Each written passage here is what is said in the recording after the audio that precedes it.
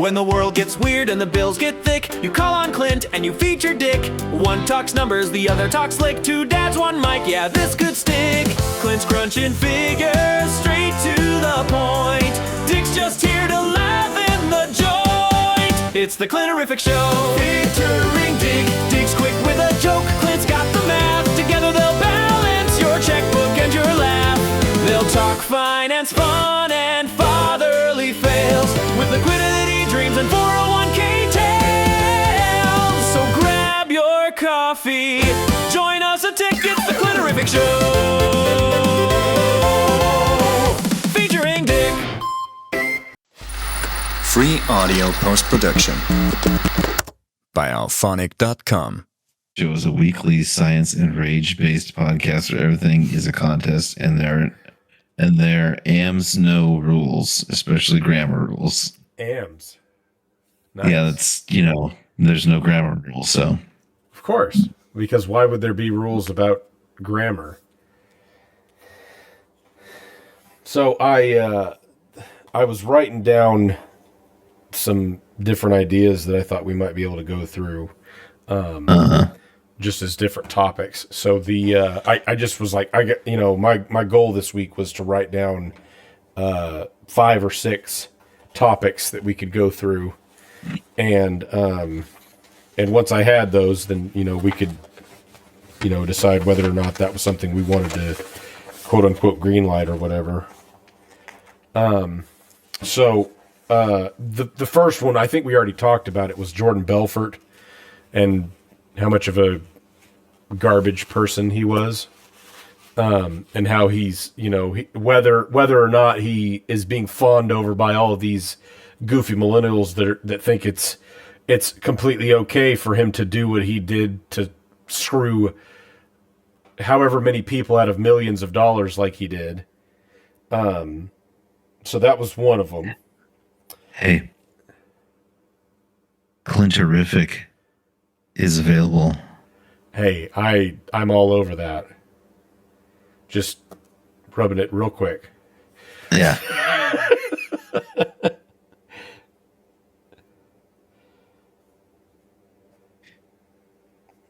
I swear. Okay, so Come on. remind me again who this Jordan Belfort guy was. And I'm not 100% on all the specifics of everything that he did.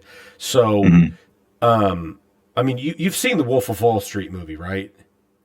No, I actually haven't. Oh, okay. So, Is that who Jordan Belfort is? yes, that's a movie that is Ooh. loosely based on his life, and Okay. when I say loosely, I don't know how accurate it actually is. I would assume that it's Hollywood, so maybe 5% of it was actually factual in any capacity. But anyway, so what happens is he is a stockbroker in the 80s. He ends up, I think he gets laid off. And when he gets laid off, he finds out, obviously he's been working as a stockbroker, so that's his skill set. I believe before that he had been working, going door to door selling vacuums or something like that. And let me just look it up because I don't remember for sure. I believe it was vacuums. It sounds exciting. So let's see, early ventures. Sorry, no, it was meat and seafood. So he grew up he was living in the New York area in Long Island, and he started selling meat door to door. Apparently, according I tried that in college. Didn't get me very far. Oh, yeah. According to Wikipedia, So it was just meat. he was selling 5,000 pounds of beef and fish a week. Is that a lot? Door to door? I feel like it probably is. I mean, that does sound like a lot. It sounds like a lot, yeah. So he... I couldn't even sell my 1 pound of meat. 1 pound. Okay, I'm being generous. It's like a 1/4 pound. That sounds like a whopper. Oh man. That's what she said. Yeah. So anyway, so he gets laid off from his stockbroker job at this big firm in New York after his meat selling days, legitimate meat selling days were over. Because I guess his company or the business he was doing that he was selling all that meat, the meat went sour, or whatever. So he ended up filing bankruptcy, decided to go into become a stockbroker, and got laid off on Black Friday, which was that big stock market crash in in the 80s. Yeah, 87. So after that, he gets in touch with this small company that sells penny stocks. I'm not exactly sure how he got it connected to them, but do you know what a penny stock is? I don't know shit about stocks. Okay. So a penny stock is essentially, what's the best way to describe them? They're not on the I believe they're not on the S&P 500. They're public companies, but they're under a certain threshold, and they have to sell for less than $5 a share, which is why they're typically referred to as penny stocks, because most of the time they sell for less than $1. Now, obviously, that metric has probably been modified significantly since the 80s. I was going to say, that makes sense. Whenever I think of under $5, I think of pennies. Right. Yeah. But so anyway, so he works for this big company, gets laid off. He was used to getting like a 1% commission when he would sell something. So if he sells $100 worth of Disney stock, he gets $1. Well, he goes over to this company that's pushing these penny stocks, and the commissions are 50%. So if he sells $100, he gets $50. So what happens is he starts making a lot of money, obviously, because he's a pretty good salesman. And I'll give credit where credit's due. That is the skill set that he was blessed with. He can sell stuff. So what he would do is he was basically just cold calling people and selling them these penny stocks. Well, he got so much money off of it that apparently he kind of built up some kind of following and had like an army of these guys working for him. And so anyway, long story short, he ends up starting a company called Stratton Oakmont. Huge firm in the early 90s. They just go, skyrocketing because they're selling these penny stocks. Well, what comes to light is they've been selling these penny stocks, and I guess they had gotten to a size where they could do some significant market manipulation. So what they would do is they would say, okay, we're having a launch day of, December 12th, 1992, and this stock is going to go for sale. Well, they would have their entire, 150 or however many stockbrokers that worked for them go create a bunch of buzz about this new stock tip that's coming out. And then when the stock opens, the price goes through the roof because they've created all this artificial buzz around it.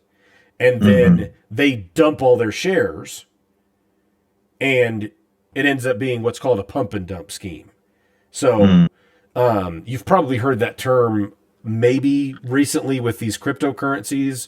The Hawk Tua girl, she got in trouble for it. They create a bunch of hype about, this is all the stuff that this stuff is going to do. They launch they launch it and start selling. They buy their cryptocurrency tokens, whatever you call them, at a nickel a piece, and they bump up to $1, and then they dump them all and make a huge amount of money hosing everybody else that bought into the hype. Right. And so it's significantly less regulated in the cryptocurrency market right now, which is why it's happening, but it's still highly illegal. And so what was happening is he basically made tens of millions, if not hundreds of millions, off of what is, according to his Wikipedia profile, securities fraud and money laundering. So not sure exactly what all was going on there, but he became an informant for the FBI, which is why he's probably not still in jail. Which must be nice. Yeah, he did 22 months after a 4-year sentence. And so now he's just out, hanging out, and he's getting big on TikTok and YouTube and stuff again because he is a pretty good salesman. He knows how to sell stuff. And the reality is he was just a garbage person who took advantage of a lot of hardworking individuals. And the fact that he has any kind of following is just crazy to me, because that's definitely not the kind of guy that you should aspire to be like. So it's just crazy to me that that he's able to hose however many thousands of people that he did. And I think he's still worth a pretty ridiculous amount of money. I know he has started doing a little bit of work with cryptocurrency, but I think his net worth is still in the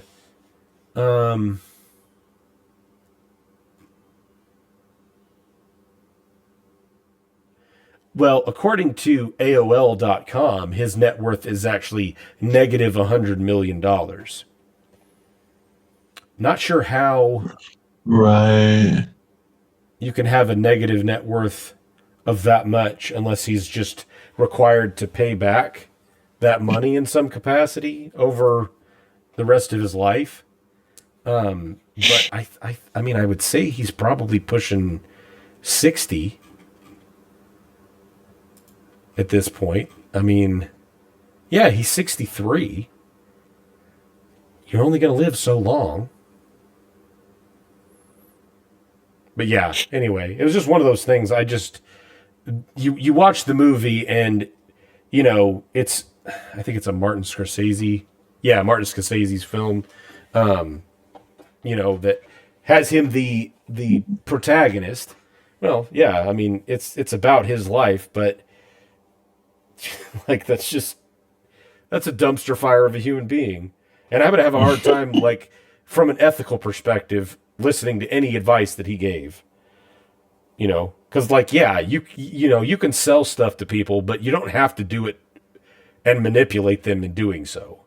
Like, there's a way to sell something to somebody in an ethical way, and you can definitely tell that if even half of the crap on his Wikipedia profile is true, he didn't care about the morality or the black and white of being ethical in his sales tactics. So,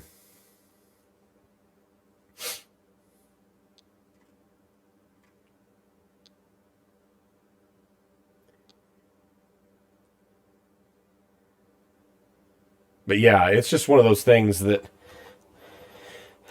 I just never really cared for, because I started seeing his videos pop up on like TikTok and stuff like that, and I'm like, dude, like, why in the world are people paying to come to your class? Like, yeah, you're a good salesman. Because of the star, the star power from the movie. Well, that's probably a lot of it. Which is what's so goofy about that whole situation. It's like, why in the world should society make a movie about a guy who was the bad guy, and he gets fame and popularity again because of it? People are weird. Yep. Idiots. are dumb. Dumb. Very dumb. What's happening with this stupid pen? That's what I get for buying balls points. Heh. What?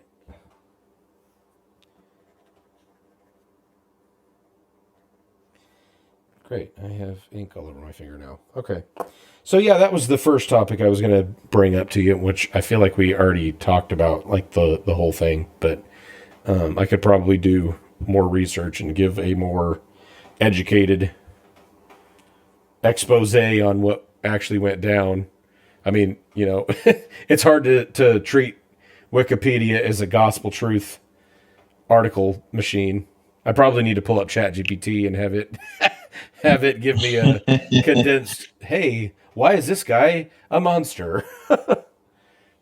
Why is this guy a monster? Yeah. So that was the first one. Which another one that was kind of like a subtext was penny stocks.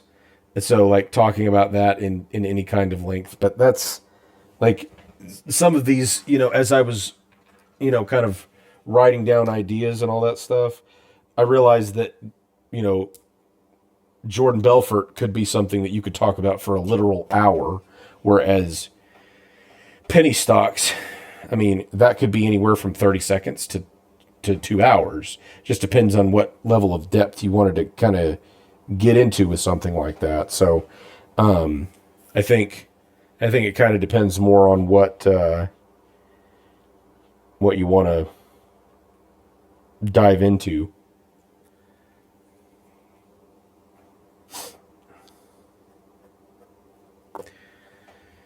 Oh man.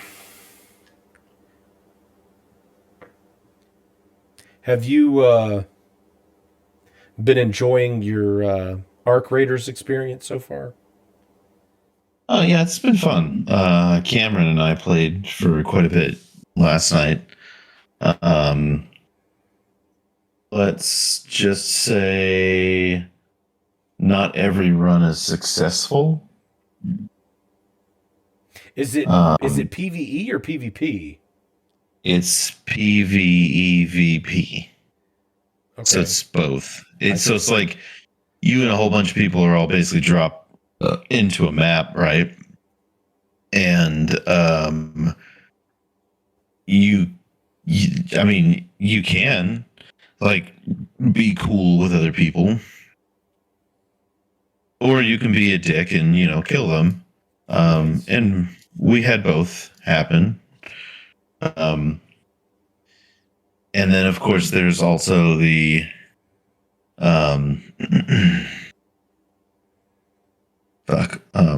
there is the ARC, which is the AI NPC enemies as well, Okay. that you have to deal with. So you're dealing with both. You're dealing with humans and you're dealing with the AI generated NPCs as well. So yeah, it's interesting. It's different, you know. So it was only $40, so could handle it a little bit, I guess. Yeah. But need to get into it. I need to get further into it, start being able to lock some stuff. The thing that is and always will be frustrating is the whole like, oh, you die in the raid and now all your shit is gone. Oh, yeah. Yeah, that would be frustrating. So, and you know, that's part of what you just kind of have to deal with, Right. you know, and just kind of know, hey, this is going to happen. Yeah, that's one of those things that I can't stand about games like that, and that's probably why I've never really played that style of a game. Is just to kind of get the constant feeling like, yeah, I made a lot of progress today, and then, oh, it just all went down the toilet because I walked around a corner and there was a guy standing there with a shotgun in my face. Yep. That was kind of like the last time we played.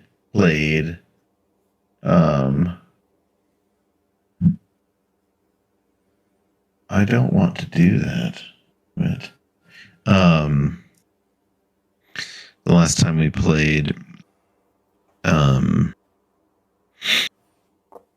we were out and about, and one guy that we saw, like, it was close to the objective I needed to get to. This one guy was like, "Hey, don't shoot," like, blah, blah. And I'm like, "Okay, cool, I won't shoot you." And as soon as he leaves, like, I jump down to go over to this objective, and I get shot by another group that's coming up behind us. I'm just like, "Fuck." Of course. That was annoying.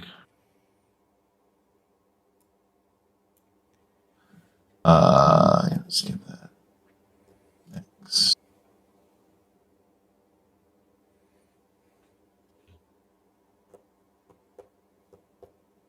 Sorry.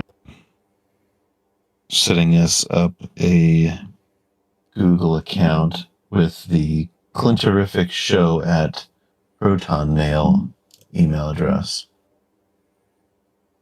Oh. So we can post our upload our videos to that and not have to use one of our personals. I mean, I have all my other ones connected to my personal, so it don't bother me.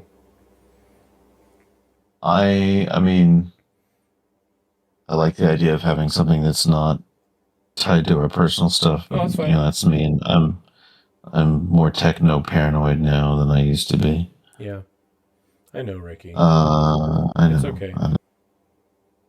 So there is. You know, I sent you the password. Okay. Did you send it on the computer? Yes. Great. Now they have it, Ricky. They have it. Fuck. They were I sent already it on watching. Discord. You should have mailed it to me. Wait, have you been recording this whole time? Streaming live? To the entire world? No, I'm not streaming live, but I am recording. Oh, thank goodness. I turned it on and I just forgot that I had turned it on. I was like, well, I might as well leave it going. We're having a conversation and maybe we can just be our inaugural episode. Just two guys dicking around and on their newly launched YouTube podcast. Yeah, it's Clinterific.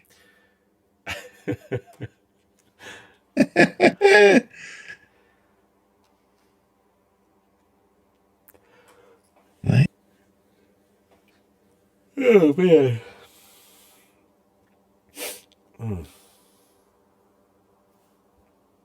So have you thought anything more about, like,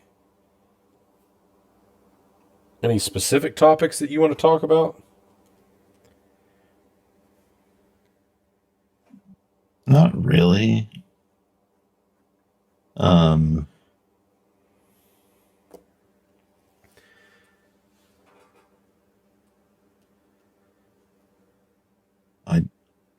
I don't know, man.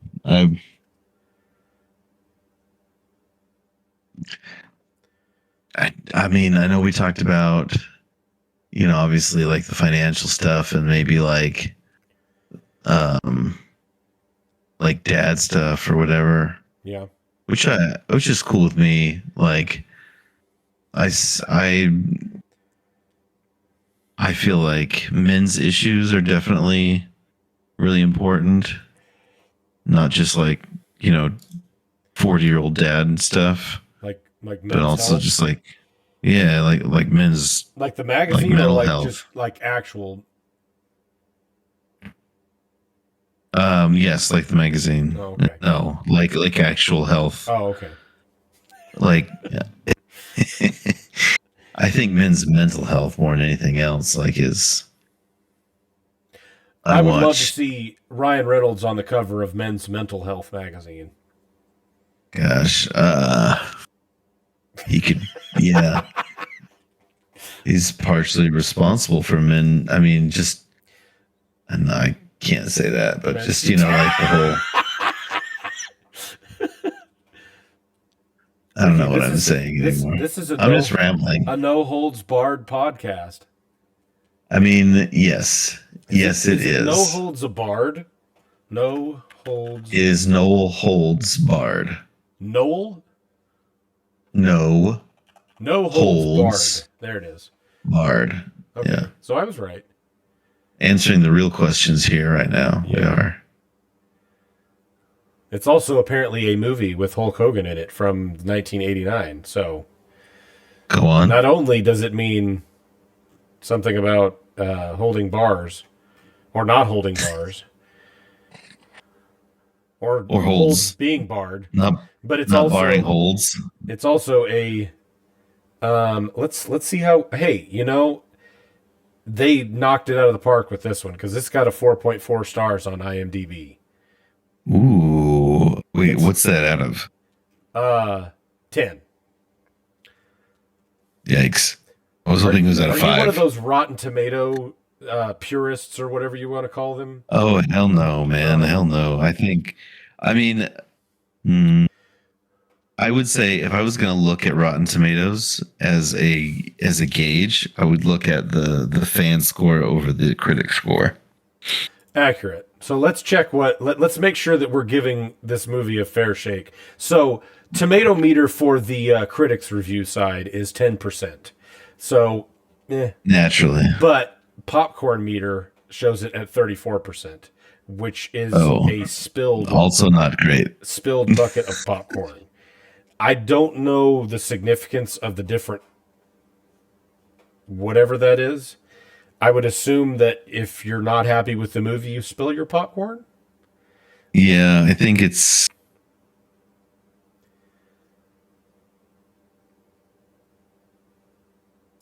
I'm not up on the interpretation of the different kinds of symbols next to the percentages. I think this is the first time in my life I have intentionally gone to the Rotten Tomatoes website and not been redirected from something else. I'm not happy I ended up there, but it happened. Yeah, 30 of 5,000 plus ratings, only 34%. Yeah, that's got to be pretty bad. I wonder if it was a flop. Let's find out. I'm gonna guess yes. I don't know. I mean, looking at the box art, I would say that it's unlikely that they dropped a pretty penny on this movie. So gonna blow your mind here. $8 million budget. Wow. Box office $16 million. Hey, they made it back. That is a major success compared to the Disney remake in the live action format of Snow White and the Seven Dwarfs this year. So, listen, like, obviously, Man.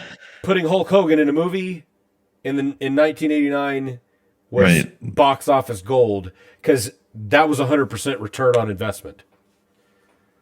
Dang. That was not a flop. So That's critics. That's hilarious. That's hilarious. Yeah, dude. Now I kind of want to see this movie.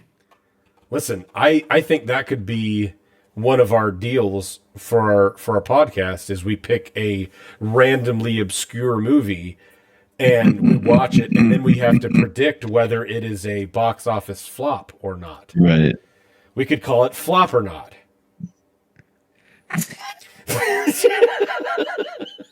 Jokes write themselves. I love it. I love it. Oh, man. Dude, what? The original Mortal Kombat has a 44% on Rotten Tomatoes? Really? Maybe I'm remembering that movie more fondly than it deserves. Now, here is something interesting. So, do you ever remember the Hulk Hogan movie, Mr. Nanny? You know, that name sounds familiar, but I don't believe I've seen it. So, I have seen this movie. It's been a long time. So, we're going to play Flop or Not with this movie because I was actually surprised that No Holds Barred ended up getting a double of his budget in the box office. So that movie made pretty good money. So we're going to do Flop or Not with the Mr. Nanny movie. So I'm going to give you the budget and you have to tell me if it was a flop or not. So this movie came out in 1993. The only other names that I recognize, or the only name that I recognize on this list is Hulk Hogan. Yeah,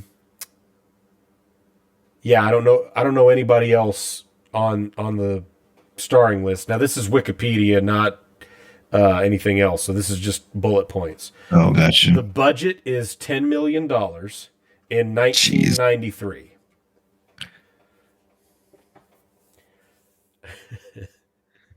I'm gonna say we're not. I gotta like just looking at the picture here with Hulk and little kids, the cute factor.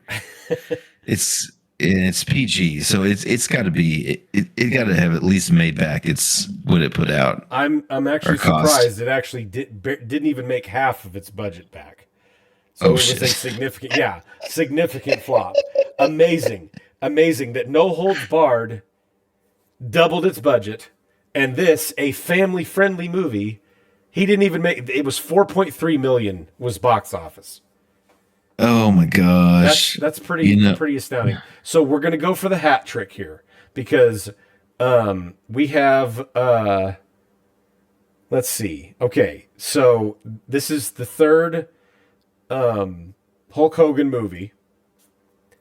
We're gonna go for the third one. This was a little bit bigger of a movie. I recognize some other people, so Christopher Lloyd is in this one. Great Scott. The Undertaker is in it. Interesting. Shelley Duvall. Okay. I believe she's from the one from the main actress in The Shining. And then Hulk Hogan. So this one's called Suburban Commando. 1991 film. I mean, how many tries did he have? Enough. So this is it's too many. This is movie number 3 in our Hulk Hogan trilogy. Budget of $11 million. Was it a flop or not?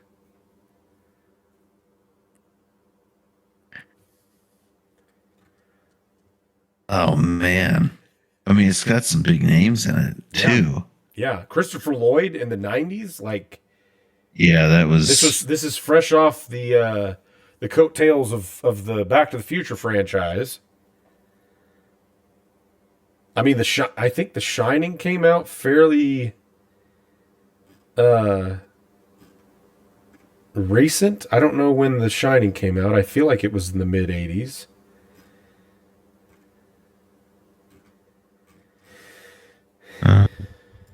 But yeah, like some big names. The Shining. 1980.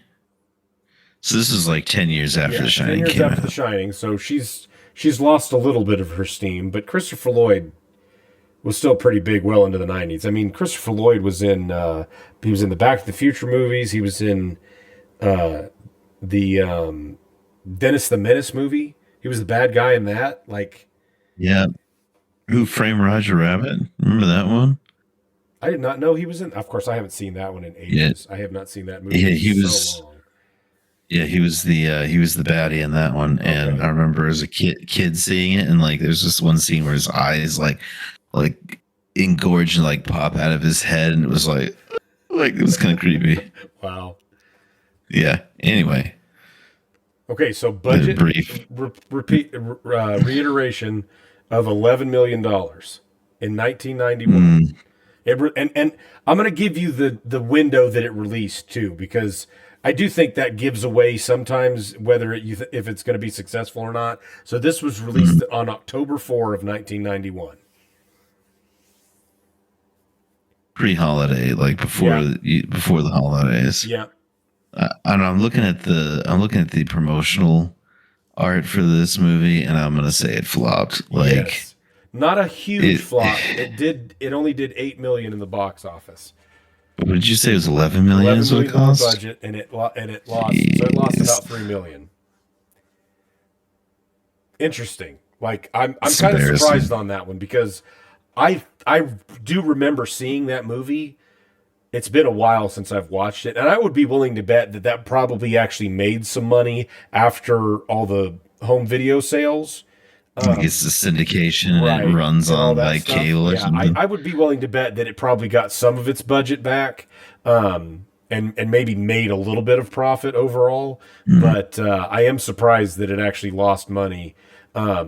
It made more sense for that one to be significantly closer to budget than the Mr. Nanny, because I remember Mr. Nanny was just not great. But the thing that's funny is I feel like I'm getting these two movies kind of mixed up.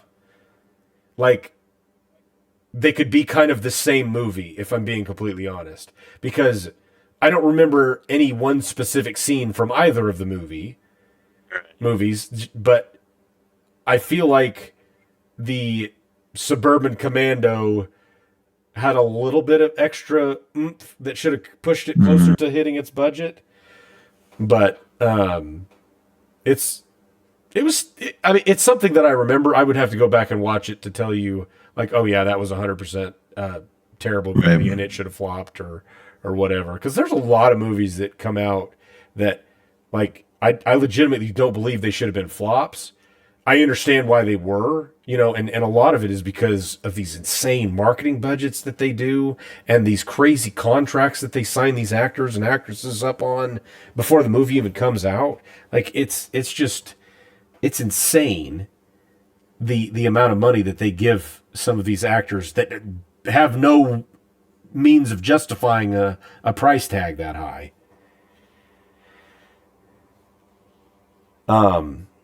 What was that one that I saw? Have you ever seen John Carter? No, I heard that flopped, and I did not see I it. believe it's the biggest flop, or one of the biggest flops of all time. Really? So, yes. John Carter. Yes, John Carter. Okay, so it didn't do. I'm not entirely sure why they have two different budgets on here. So the gross budget is $306 million. The box office did $284 million. Now, something to kind of keep in mind, I'm not sure why they do that, but there is essentially two separate budgets that they track from a movie release perspective. So there's the production budget, which is essentially this is what it costs from start to finish to actually make this film and create the format that we send to the theaters. And then there's the marketing budget. And from what I understand, the marketing budget includes the theater fees to sell the tickets. So like when the theater sells a ticket, you pay, for the sake of round numbers, you pay $10 for your movie ticket. The theater keeps 30% of that most of the time. So they get $3 on every seat sale. And then 70% goes to the production company. So they're considering, I think, I'd have to look at the specifics on how those work, but I believe box office is total ticket sales, and then the fees are like that 30% is essentially part of the marketing budget, which is typically between 60 and 100% of the original production budget. So, let me look that up actually, because I'm actually kind of curious myself. Well, IMDb here says it had $250 million was the budget estimated. Yeah, it's estimated 250 to 300. I think it's closer to 300, but that's before marketing from everything that I've ever read. And then it grossed worldwide $284 million. Yes. And like I said, that's coming in before the marketing budget. And I know they spent at least $200 million on the marketing. Jeez. Yeah. But that being said, it's a good movie. Like, I like it. I mean, it's not like mind-blowing or anything like that. You're not going to watch the most amazing CGI and the best story and all that stuff that you've ever seen. But it is an entertaining movie that's definitely worth watching.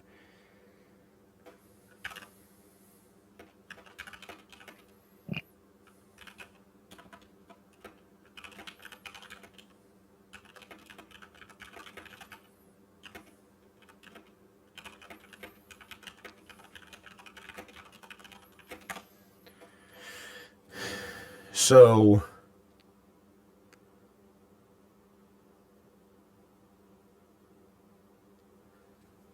theaters, this is according to ChatGPT. So, box office ticket sales are tracked primarily by theaters and distributors. So a theater like AMC or Regal sells a ticket and reports the sale to the distributor, which is the studio's distribution arm. Tracking services like ComScore or whatever collect data real time on almost all major theater chains. So it includes number of tickets sold, total gross revenue per theater and per film, and location and timing data. So the distributor and the theater reconcile these numbers weekly to determine how much revenue each side gets. The split between theaters and studios. The split is not 50-50 and it changes over time. So like the launch week is the heavily weighted towards the studio.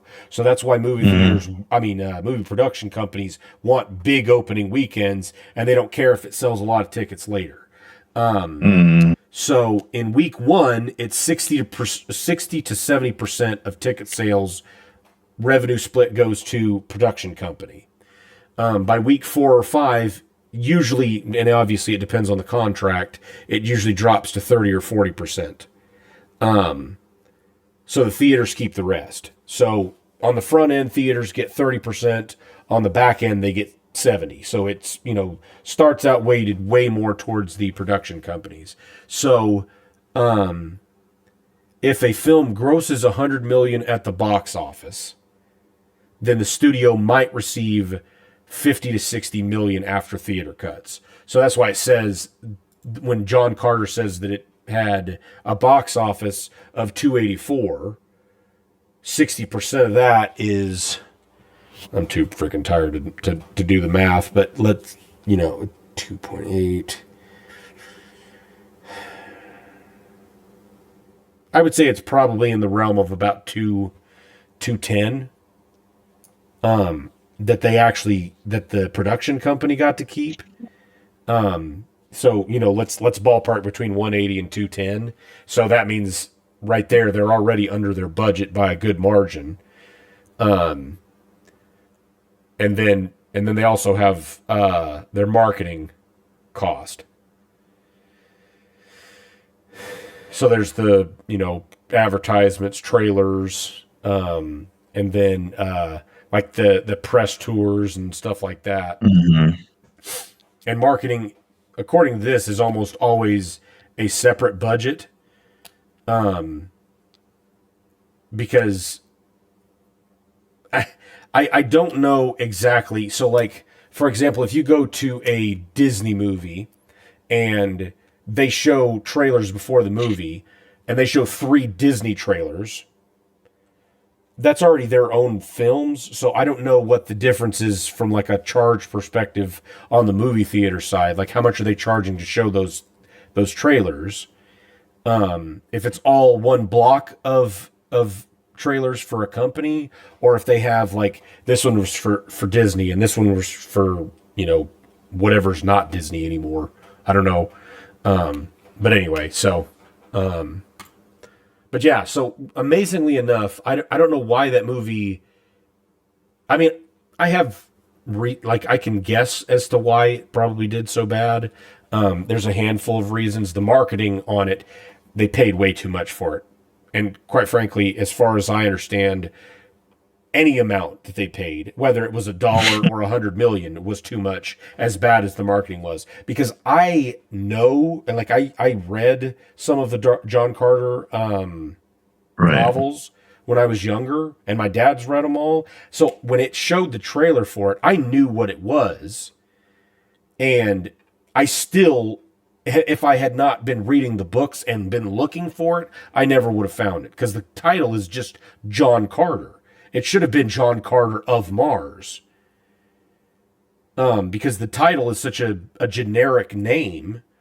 If you didn't know it was of Mars, you would have had no clue. And I know that there was quite a few people that actually found out after it had already been removed from theaters that it was no longer that it actually even came out and it was the Edgar Rice Burroughs movie about John Carter.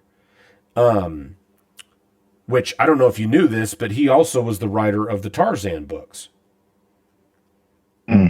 So, I mean, this is a pretty big name writer. Yeah. But, yeah. So, if you ever get a chance, it's definitely worth watching. Oh, I may have to check that out. But it's, you can find it anywhere. I'm fairly well, I don't know if you have Disney Plus. I know it's on Disney Plus. Oh, yeah, I do. Yeah, it's on there. But damn. Yeah, no kidding. This stupid time change. Thanks, Obama. Man, there'll be one Obama era thing I would be fine with getting rid of. Oh man. You know, I really don't understand why, and you know, I'm sure there's probably plenty of people that would argue this point, but I really don't understand why we're at a point where we still have daylight savings time. Like,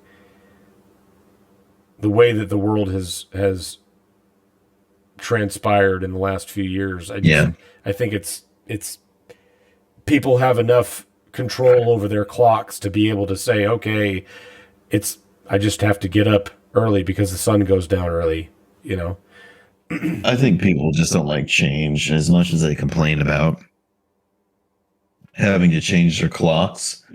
It's such a like ingrained thing, this whole, you know, time change thing. I mean, who doesn't like to get an extra hour of sleep that one Sunday in November? Which is awesome. You love it, but then you have to deal with the consequences for the rest of the week if you got children. And you also lose an hour in the spring. So it's like, yeah. No, that sucks. I'm good giving up that hour that I gain if I get to give up the hour that I lose later in the year or the next year. Yeah, absolutely. Yeah. It's also like, I hate now coming out of, because I work inside, right? I work inside, and where I work, there aren't any windows. So time passes, and I really don't see the sun until I leave for work. Oh, I leave work to go home. Yep. And so, you know, when I go in the morning, it's, you know, it's like 8:00. It's not bad. I know in the next few weeks and another month or so, it's going to be a lot darker when I go in. But for now, like it's light enough when I go in, but it's like the sun is setting when I leave, and I'm like, I don't like this. I don't like that part of it. I don't like leaving work feeling like the day is completely over. Yeah. It's not my thing. Yep. I get it. Yeah, I had that problem a lot whenever I was doing taxes, because typically when I was, working during tax season, we would typically wake up around 9 o'clock. I mean, like get started at 9 o'clock.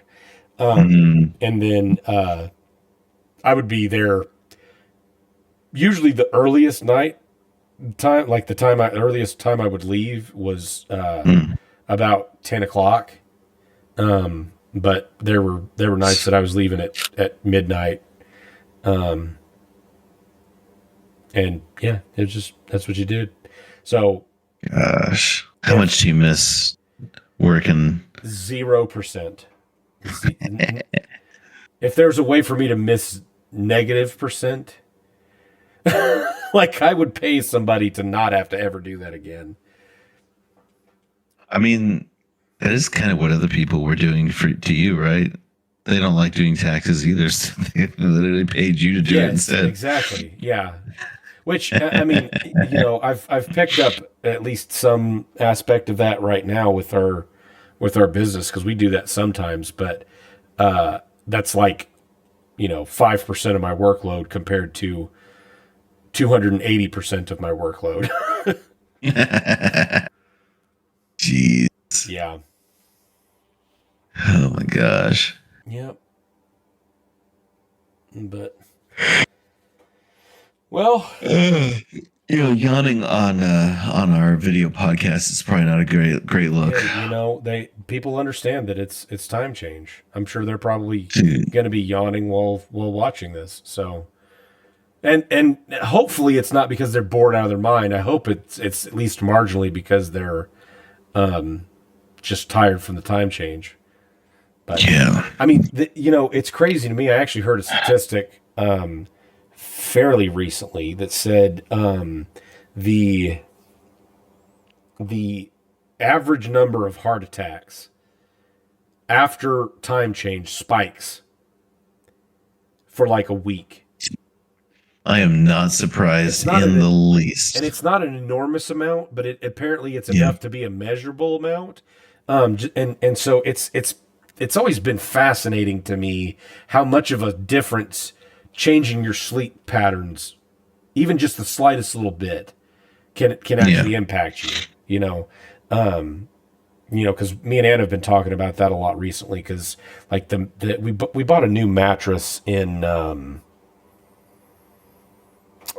It was probably around January, maybe February, and it's one of those hybrid mattresses. It's a nice mattress. We didn't drop a loan or finance it or anything like that. It's it's not one of the ones that are that stupid expensive, but I think we paid about $800 for it, and it's one of those hybrid memory foam mattresses you can get on Amazon or whatever. So we get the thing, and you can typically take about 3 weeks to a month for your body to actually adjust to a new mattress. We had it, and it's just not a very comfortable mattress. It's one of those ones where it's like it feels firm when you first lay down on it, but the longer you lay in one spot, the more you like sag in to that spot. And so it's just like everything I've ever read, you're better off having a more firm mattress that doesn't give that much, because what happens is as you're sleeping, your body kind of contorts and it causes your muscles and things like that to stretch in basically unnatural ways while you're sleeping. And so it causes your sleep to not be very good. And then, I'm pushing 40. And so I slept wrong. I slept too hard yesterday, so now I hurt all day today. Or I didn't sleep hard enough last night, so now I'm hurting all day today. Or I yawned too hard, or I didn't yawn as many times as I needed to sleep properly. So, I'm still trying to find the sweet spot and how many yawns I need and how many times I can, if I need to pop my neck, how many times I can do that adequately. Oh my gosh. Without paralyzing myself. I started, I got a foam roller. Oh yeah. I got a foam roller, and like I can get a nice like upper back pop after rolling out my back for a little bit. Yeah. It's nice, but like if I really want to get more release, I got to go see the chiropractor, because I can't do it myself. Go but he's the only one that can really get me fully released from head to toe. Oh man. Yeah. Actually, anyway, no, I was thinking about what you're saying about the whole sleeping thing. Like, I've learned that if I sleep on my pillow in one spot for too long and it's not supportive enough, like my head sags, and then I'll wake up with like a knot in my back or my shoulders. So I've got to rotate my pillow. So there's always like a firm, because the distance between my shoulder and my head it's a lot. So like I gotta have a pretty robust pillow to keep my head you from have pretty robust shoulders. sagging. I do. Yeah. I have broad shoulders, yes, and that is a problem. It's all about I was light looking to at medium lifting that you do. it is all that light to medium lifting. I'm thinking I need to start sleeping on a box, about a 10-inch box. I hear them make the thing that's so frustrating for me pillows is like like that. I'll be sleeping and I'll wake up the next morning. I'm like, yep, I laid wrong and now my neck hurts. Mm-hmm. So the next night I'll adjust to correct for the fact that my neck hurts on my left side. So then I turn over and I sleep on my right side to do that. And then I wake up at 3:00 in the morning with heartburn, like somebody set my stomach on fire. Or I'll wake up and my rib is out of place. And I'm like, this is ridiculous. How am I supposed to sleep when I'm trying to fix the problem I created for myself last night? Yep. I love this much. I would sleep on my back, but my wife then starts kicking me because I snore when I sleep on my back. So, it's either sleep on my side and be sore and in pain the next day, or sleep on my back and be sore and in pain the next day. Yeah. You're getting stuck violently with exactly. Open The palm. Actually, she just kicks me. Pretty much.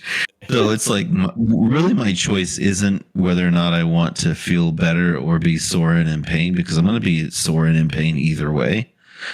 It's just that my wife will or will not be pissed off. So, I mean, there's that. One of the things that I've actually learned, I don't typically like to have a lot of noise in the bedroom, like when I'm trying to sleep. But I've gotten to a point now where I need at least a fan that's making a pretty consistent little hum. Yeah.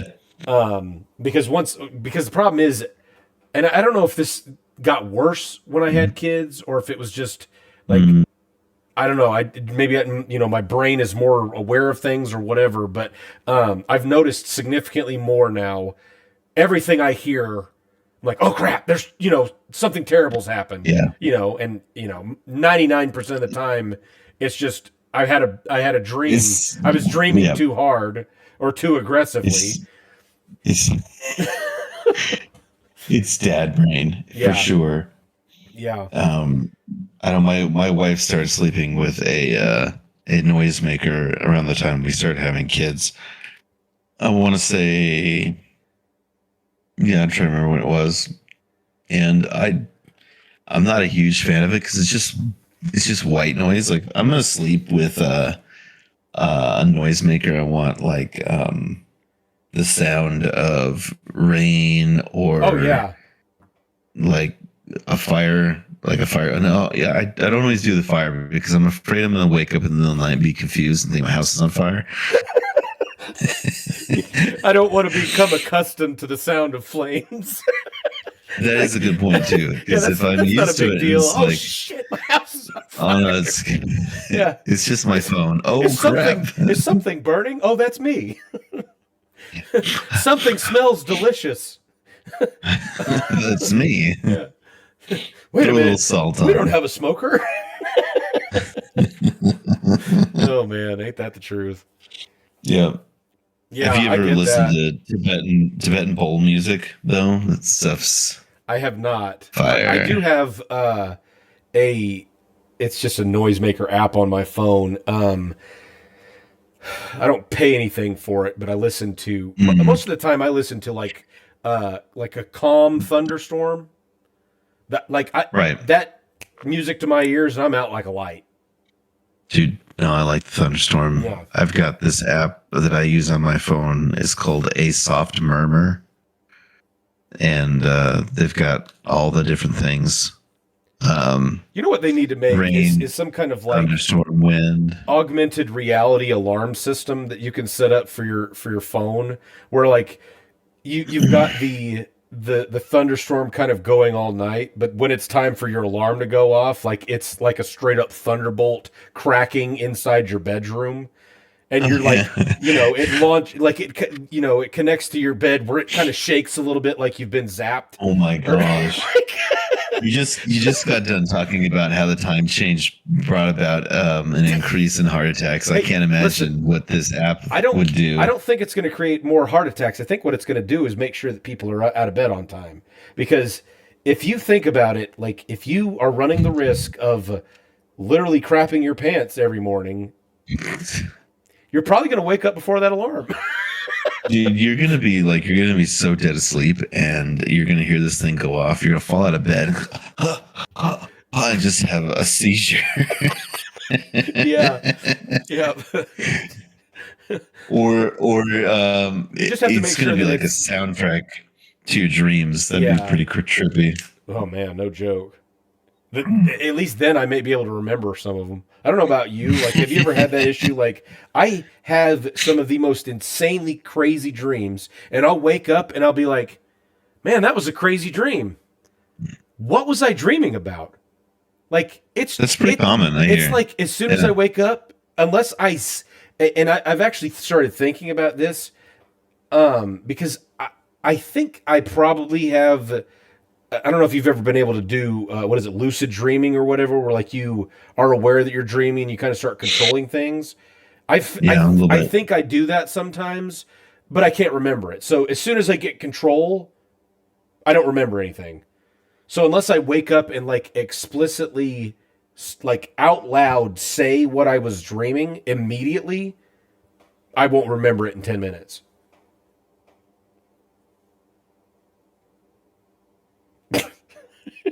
I can't remember the last time I had a dream. I mean, I know they say that you always dream, but I remember any of them. You don't always dream. I know, because if I sleep good, I dream, and I don't sleep very good. I think I'm the opposite. I think the better I sleep, the less I remember my dreams, and it's only when I'm not sleeping well. So. But like I will say, and you know, you and my wife and many other people can hate me for it. I don't have a lot of trouble sleeping. Honestly, I lay down and I go to sleep. See, I don't have a ton of problems on the actual sleeping side. Like once I get to sleep, Anna, she gives me a hard time about it because I can get up.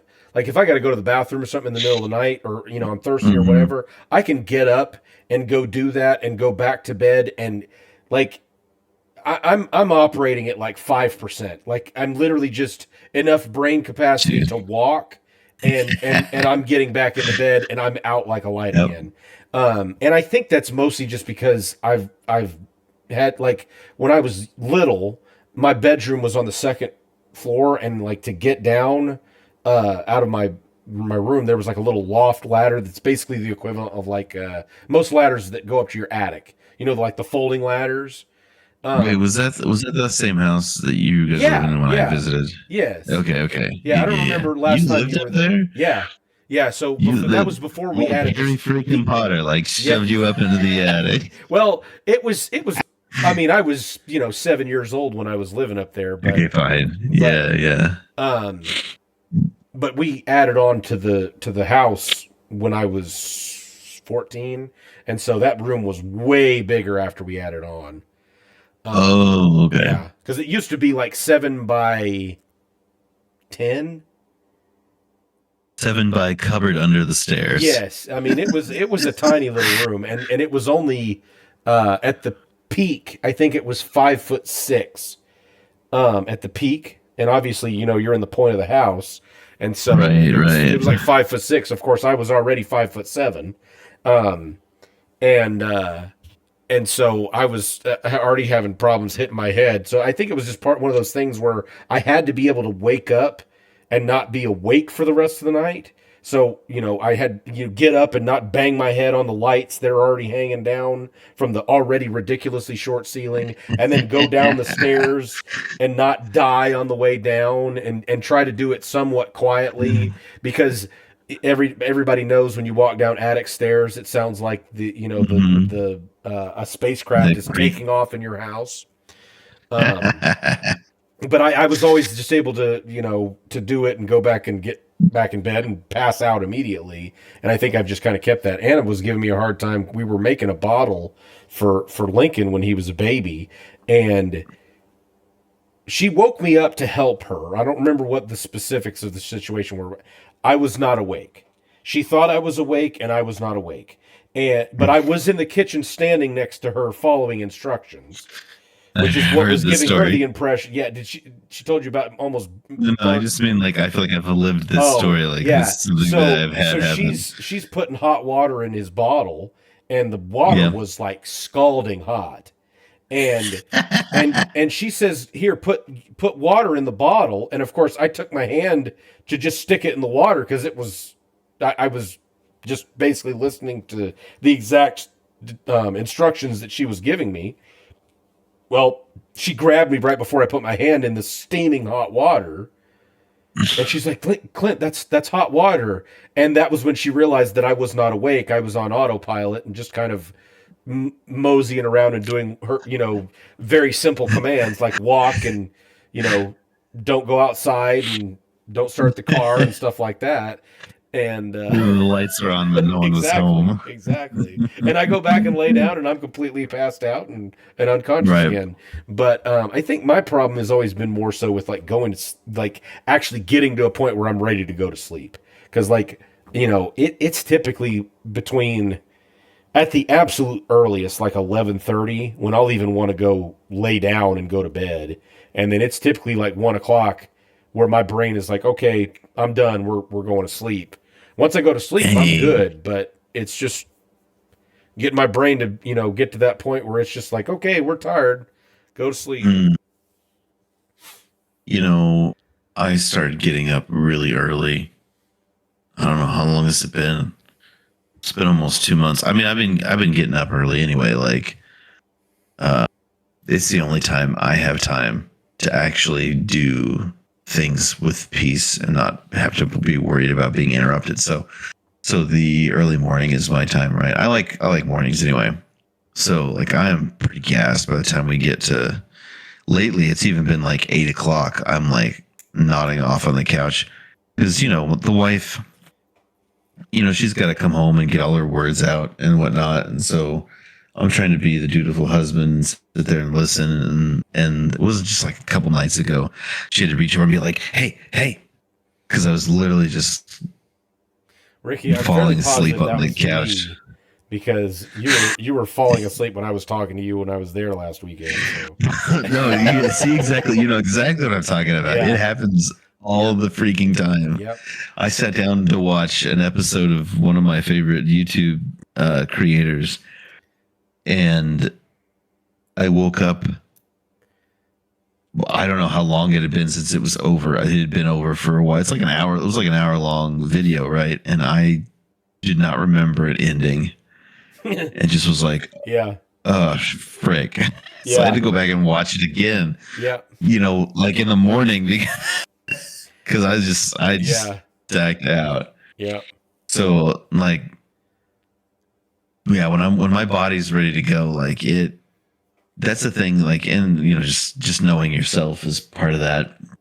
Like I can tell the physical signs as well when they hit. And it's not just like yawning. Like yawning, everyone yawns a lot. And I'm talking about it. I want to yawn. Yeah. When my frequency of yawning increases, that's one sign. But my legs get restless. It's so weird.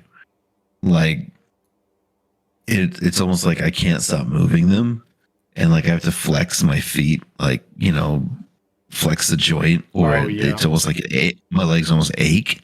Yeah. And it's at that point I know, okay, if I don't go to bed soon, like I'm just gonna pass out, Yeah. Yeah. And there are times where it's like I want to do stuff and I want to be awake, but I'm not in college anymore. Yeah. And I can't. I wish I could do that. Like I cannot get my brain to just be like, hey, yeah, we're gonna go to sleep right now. Right, but I also get up at 4 o'clock, so that's the day is shifted for me. That's true. So yeah, I got up at 4 o'clock one time. And Yeah, how'd that go for you? well, I went back to sleep. Oh, that's good. Yeah, very, very quickly. Hey, I like the 4 o'clock hour because nobody at the world is dead. Yeah. Nobody else is awake. That's one of the reasons why I wish I could get up that early. But then again, I'm typically up until like 1 o'clock anyway. So it's, most people are not bugging me at that hour anyway. But yeah, I was telling Anna the other day, we were talking about, like, I don't remember what we were specifically talking about, but I was working on this, I don't know, like I just made this list of things that I was like, this is important things that I want to try to keep in the front of my mind, or things that I want to do, you know, whether it's how to be a better man or father or you know, husband or whatever else. And one of them was, I think a lot of people, you know, don't think about the importance, but it's the actual benefits of having a mattress that you love sleeping on. Because there's such a huge difference between a mattress that is uncomfortable to sleep on. And I don't know if you've ever had a mattress that was just like the absolute worst. And then to go from that to a mattress that is just like the perfect mattress, and it's so comfortable that you feel like you've never actually slept before. But I've had that experience before, and I was so mad because the mattress that we had, it was about 10 years old, and it just was, the coils and stuff like that were starting to collapse on it. But I slept so good on that mattress until about the last year that we had it. And then it just, because it was, you know, the cells and all that stuff were starting to collapse and fall apart and all that stuff, that, you know, it started causing back pain and all that crap. But just from a perspective of like going from this, I know I'm not sleeping well because this mattress is the most uncomfortable thing I've ever laid on, to I love sleeping on this and I feel so rested when I do. It's just pay that little bit of extra money to make sure you get a mattress that's really comfortable and that you really like sleeping on. Because there's a big difference between hating one and even just tolerating one and finding one that's just perfect for you. You know, and you don't have to spend $5,000 to find a good mattress. You can find a good one. You just got to be willing to put their 365-day trial to the test. Yeah, I think for me, the mattress, and I'm going to say this maybe from a place of ignorance, because I've not had that transcendent experience of slipping into a mattress and feeling like everything's right in the world all of a sudden. Oh, yeah. But, because honestly, to me, like the sheets and the pillow matter more. Like, really? So temperature is a huge thing for me, and like so I can't sleep if it's too hot. I sleep very hot. Okay. Like I'm hot. It needs to be cold for me. Yeah. That's me. That's part of the reason why I have a fan on all the time, is because I need something cooling me off, because I'm 1,000 degrees when I sleep. Right. And you know, my wife, of course, is the opposite. You know, she has we have a mattress cover that has like heated coils in it, like a heated mattress cover. Yeah. And so hers is on all the time, you know, of course. And mine, I don't even know where the control unit for mine is. It's somewhere, I think, underneath the bed. I don't ever turn it on. I gotcha. But we recently put the flannel sheets on the bed because the weather's kind of turned and it's gotten colder. And even though I sleep hot, when it's cold out, there's nothing like sliding into the bed in the late fall or winter in the flannel sheets. It's so comfy. Yeah. But like the quality of the sheets, which directly affect my body temperature when I'm trying to sleep, and the pillow. The pillow is important because otherwise my head just sags because I'm too freaking wide shouldered. Just sleep on a normal pillow, apparently. Are you a side sleeper or a stomach sleeper? I'm more of a side. No, I don't sleep on my stomach. I don't like sleeping on my stomach. I'm a side, or I would sleep on my back more if I wasn't married. Yeah. I think I'm what's referred to as a tornado sleeper. Like it's one of my kids. I just spin. Like I can't lay in one position all night. So sometimes I'll sleep on my stomach. Sometimes I'll sleep on my side. Though most of the time when I'm sleeping, I'm on my left side. I don't know why, but I read somewhere that if you sleep on your left side, it actually makes you less likely to have heartburn. Don't know that that's true or not, but I feel like it has something to do with anatomy and pharmacology or whatever that. Yeah. Like psychopharmacology. Yes. So no, actually the left side is the recovery position. So like when they teach, when you learn like CPR or whatnot, they used to teach you put someone on their left side, because of the way the lungs and the heart are fit together. That left side leaves the bigger lung more open for breathing and stuff like that. From your body weight. Huh. Interesting. I think that's the rationale. Yeah. So it's definitely a more like comfortable position for a lot of people, left side. In fairness, but my wife likes to sleep on her stomach. Oh yeah. I don't know that there was that much forethought put into why I sleep on my left side. Most of the time it was out of sheer necessity because I have no room on my bed because of children. I mean, we have a California king bed, and it's still not big enough. I think I'm going to have to go to Alaskan. Jeez, man. I don't know if you've ever seen Alaskan. Yeah, no, look. I can either get an Alaskan king bed and sleep in my own freaking bed, or I can just let the kids sleep in there and go sleep in their bed and buy them a nicer mattress. I mean, yeah, you go sleep in my bed. I'll sleep in yours. Yeah. At least you wouldn't have to deal with being kicked in the face all night long. Then. You know, that actually might not be a bad idea because we've been trying the whole, let's get them to go to sleep in their bed and maybe they'll stay in there. What we need to do is actually get them to go to sleep in our bed and then go sleep in their beds, and then they'll come in there in the middle of the night and lay down in their bed and we just leave. That's a lot of like musical beds. Oh man, no kidding. Yeah, I need to get another mattress to throw it in the backyard. That way I can just lock the door and, You got like a shed in your backyard you can turn into. We've got a trampoline, Perfect. Yeah. It's Arkansas. It doesn't snow. I slept on the trampoline when I was little. Yeah, there you go. Throw some blankets on it, you'll be fine. Yeah, it's just now getting down to 40. Yeah, tomorrow the low is going to be 51 degrees. That is plenty warm. I would set my thermostat to that. Yeah. My wife would kill me. She'd be like, "You're freezing me." Yeah. You know what they say? I mean, no. Do tell. I don't know. Oh. Happy wife, happy life, or something like that. Now there's a topic we could talk about.